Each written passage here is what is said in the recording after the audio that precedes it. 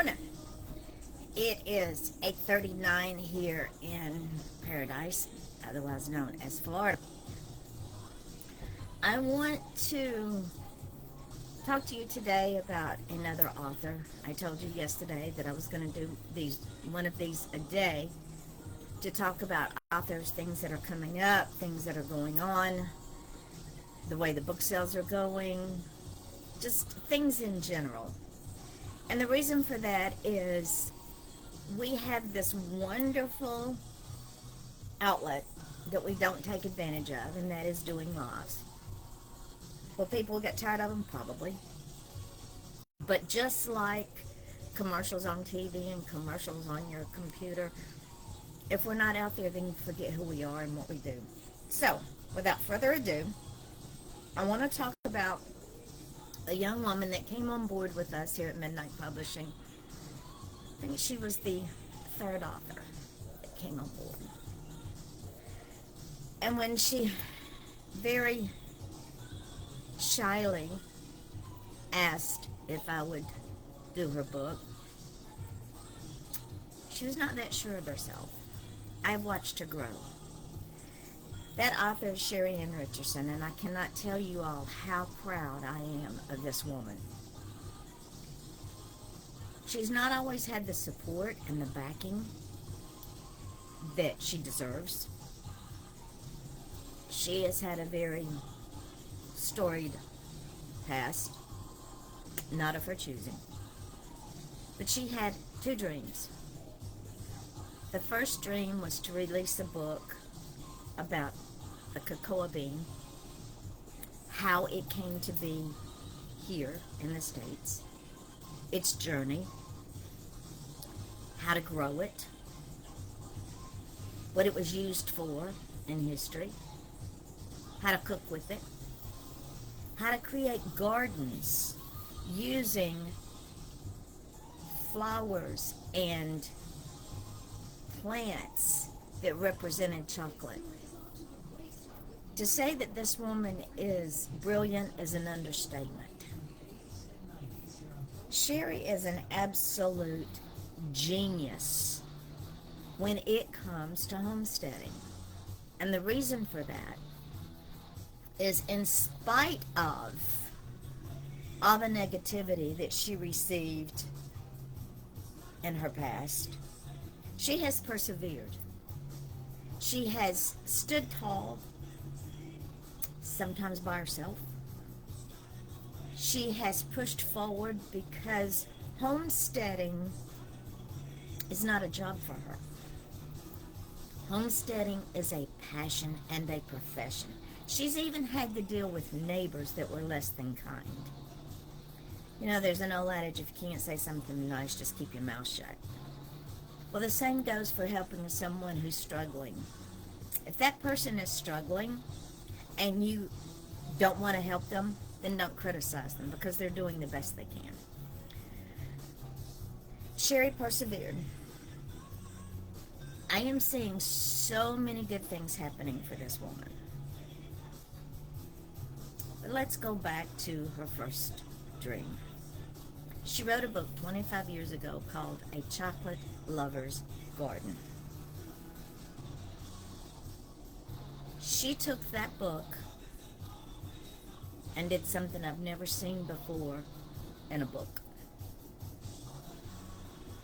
She showed gardeners how to plant a chocolate lover's garden. She named the different plants, the different flowers, how to blend them together, and even in an inside potted garden. She did it with forethought. She did it with planning. She did it with research. And she did it with love. Sheri has lost more in her greenhouse over the years than the law ought to allow. Because where she lives, they have very brutal winters. And her greenhouse is not that big. But she put all this together. But before she did that, Sheri did something I have never seen done before. Sheri ordered cocoa beans. Now y'all are going, what is a cocoa bean? A cocoa bean is what chocolate is created from. Real chocolate. Not the artificial store-bought kind that you buy in the store. This is real chocolate. This cocoa bean was such a prized possession that the Mayas, way back in history, used it as coinage. They also were only allowed to drink it if they were royalty. They would make chocolate from it, hot chocolate. But only if you were royalty were you allowed to drink it. When the Spaniards came in and conquered that part of the world, they took the cocoa bean and chocolate back to the European countries. And again, only royalty was allowed to drink this wonderful drink. Sheri talks about the history of the cocoa bean. She talks about how she learned to grow it in her house. I know. The woman never ceases to amaze me. Sheri went two steps further. Not one, but 2 steps further.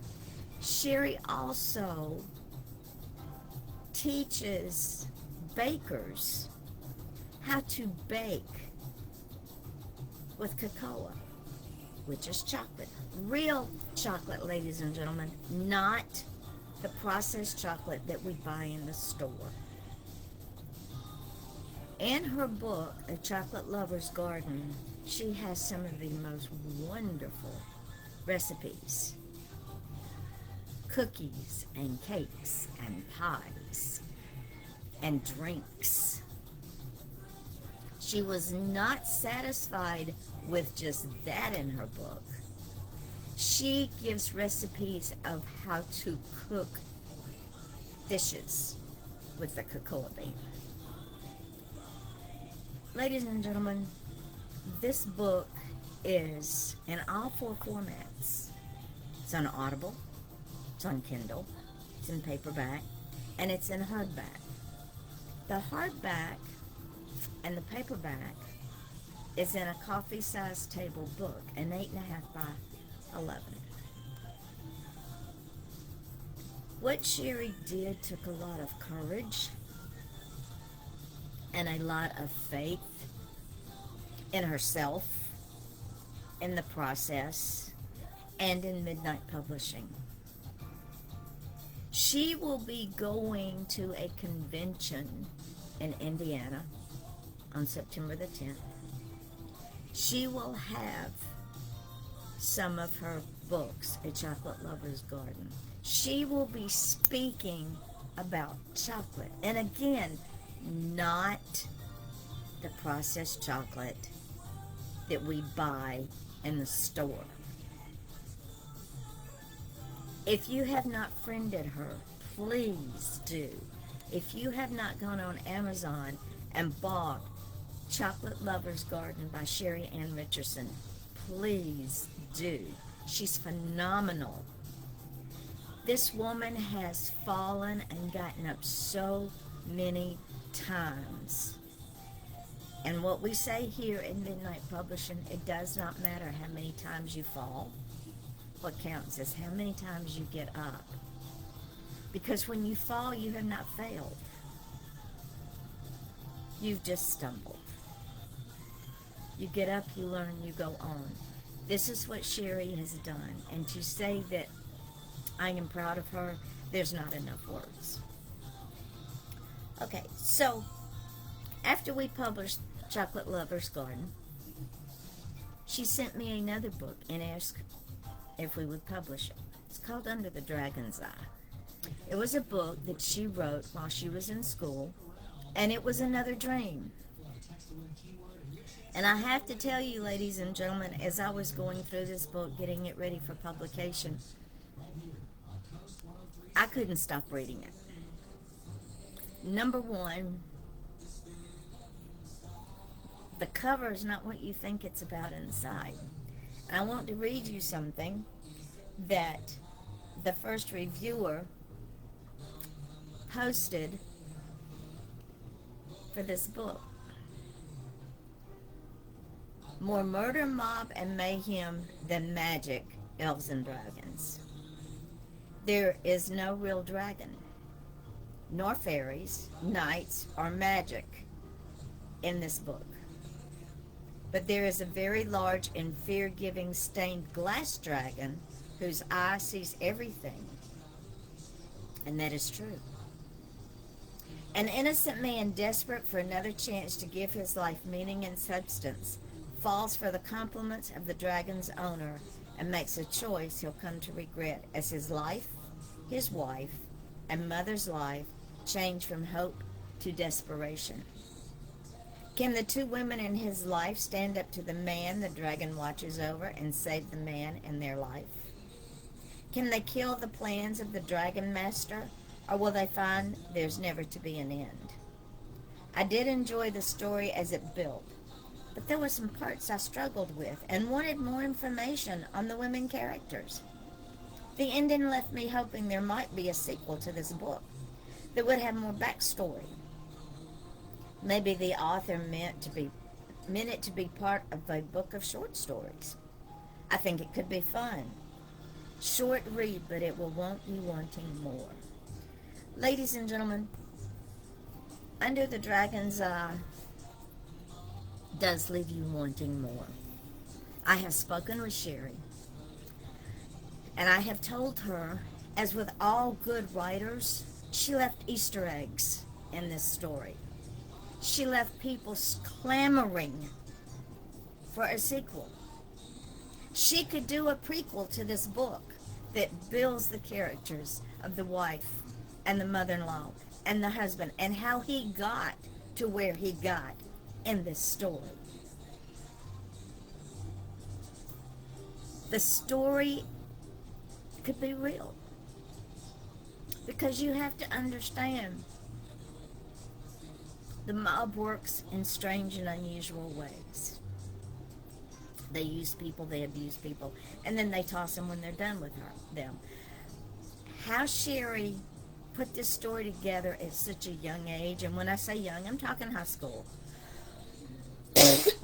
and I understood the inner workings of how the mob works and what happens. Tells me she did her research. And again, that is what good writers do. If they don't know a subject, they research it. They research it to death because they want to make it believable. Please, ladies and gentlemen, support this author. Look for the book Under the Dragon's Eye and The Chocolate Lover's Garden by Sheir Ann Richerson. You won't be disappointed. And Sheri and I have talked, and she is going to start a second book in this series, all because she generated the interest of one reader by this book. Indie authors in this business have a tough time. We don't have the resources that traditional published authors do. We're not in every store, every nook and cranny, advertised on television, blown up on the internet. We don't have those resources. What we have is each other and the reader. If you are a fan of chocolate, you might not be, and that's okay. But like I said yesterday, you know someone who is a baker, a cook, a gardener, a history buff. You know someone who loves suspense. Order that book for them for any occasion or just because. You know, the silly season is coming around. Now is a good time to start buying gifts for the silly season, aka Christmas or Hanukkah. You know folks that would enjoy both of these books. Go ahead and purchase these books and wrap them up, and voila, you have your shopping done early and it's delivered to your door. You don't have to go out into the mayhem and madness. With the Chocolate Lover's Garden, if you know somebody who's a history buff and they start reading about the cocoa bean, who knows, they could turn into a baker, a gardener, or a cook. Look at this book with an open mind, folks. Understand that this book is not just a gardening book. This book is filled with so much more. Under the Dragon's Eye is a quick read. It's an easy read. Read at a doctor's office, on a plane, while you're waiting on someone at the airport, during a rainy day with a cup of coffee. And I promise you, Sheri will have more out there for you. And go see her on September the 10th at this event. If you haven't friended her, friend her on Facebook. If you haven't joined our Midnight Publishing group, do that, because that is where all of her information is for this event. She's also going to be at another event in November. Hook up with her. You won't be disappointed. So until tomorrow, when I will bring you yet another wonderful author, I say good morning.